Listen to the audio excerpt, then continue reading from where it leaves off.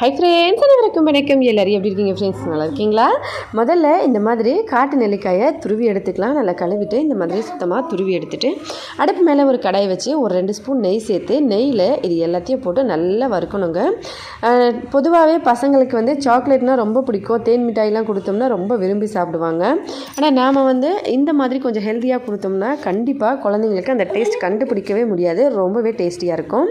இது நல்லா கொஞ்சம் வதங்கின அப்புறமா இதில் சர்க்கரை போட்டு இந்த மாதிரி நல்லா கலந்து பிசு பிசுன்னு வந்த அப்புறமா அடுப்புலேருந்து இறக்கி ஒரு தட்டில் கொட்டி சின்ன சின்னதாக உருண்டையாக பிடிச்சி நம்ம அப்படியே வச்சிட்டோம்னா சூப்பராக சாப்பிட்றதுக்கு இந்த டேஸ்ட் வந்து அப்படியே தேன் மிட்டாய் போலவே இருக்குங்க. கண்டிப்பாக வீட்டில் குழந்தைங்களுக்கு செஞ்சு கொடுங்க.